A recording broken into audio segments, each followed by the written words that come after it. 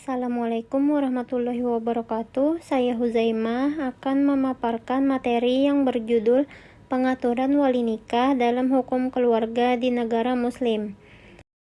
Pengertian perwalian secara etimologi, wali ialah menguasai, ada juga yang menyebutkan membantu dan menolongnya. Sedangkan al-walayatan ditafsirkan dengan pertolongan, dan sedangkan al-wilayat yaitu kekuasaan dan kekuatan. Dari makna tersebut dapat disimpulkan bahwa wali bagi seorang perempuan ialah yang mempunyai hak dan kekuasaan untuk melakukan akad pernikahannya.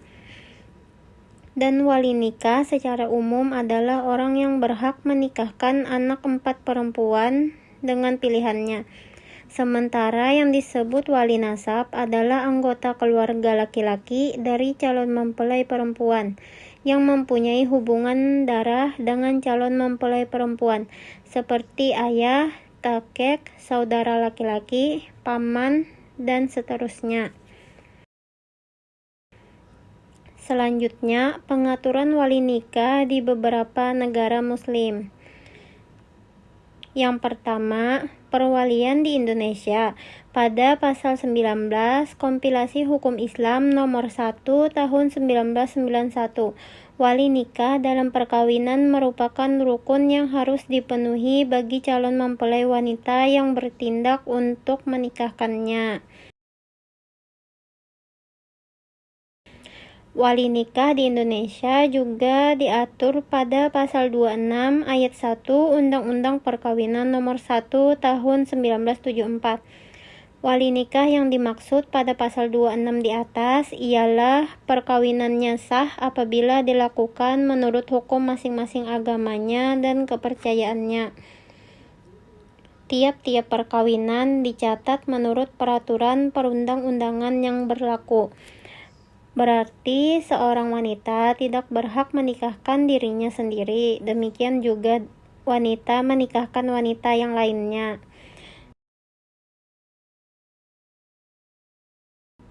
Selanjutnya, yang kedua, perwalian di Maroko. Pada pasal 13 Al-Mudawwana Al-Ahwal Asy-Syakhsiyah nomor 70.03 tahun 2004. Dalam perkawinan harus terpenuhi kebolehannya seorang laki-laki dan seorang perempuan untuk menikah. Tidak ada kesepakatan untuk menggugurkan mahar. Adanya wali ketika ditetapkan. Adanya saksi yang adil serta tidak adanya halangan untuk menikah. Dan pada pasal 25 seorang perempuan yang sudah mengerti dapat menikahkan dirinya kepada lelaki lain atau ia menyerahkan kepada walinya. Diperbolehkan bagi wanita balik dan mumayyiz untuk mengakadkan dirinya sendiri atau menyerahkan akadnya kepada bapaknya atau salah satu dari kerabatnya. Selanjutnya, yang ketiga, perwalian di Pakistan. Hukum Keluarga Pakistan, The Muslim Family Laws Ordinance tahun 1961 nomor 8 pasal 2 tentang perkawinan anak menyebutkan bahwa usia minimal menikah bagi pria adalah 18 tahun dan bagi wanita 16 tahun. Barang siapa yang melanggar maka akan dikenakan sanksi penjara beberapa bulan atau membayar denda Rp1.000.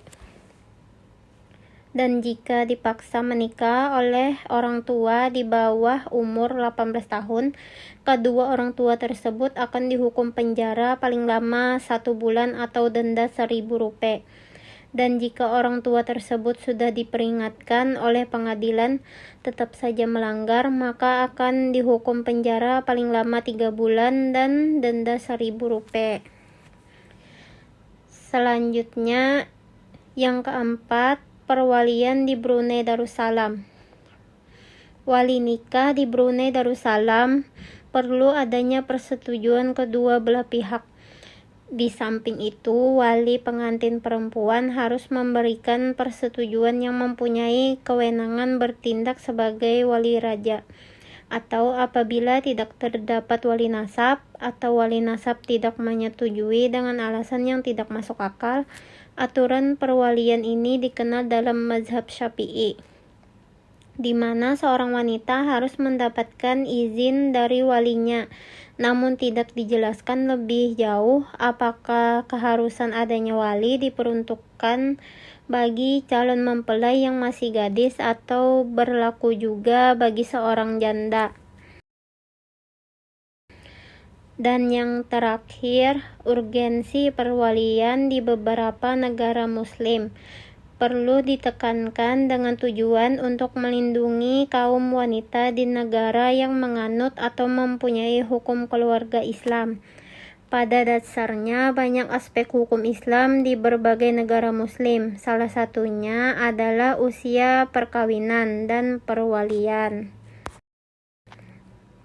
Sekian dari saya. Wassalamualaikum warahmatullahi wabarakatuh.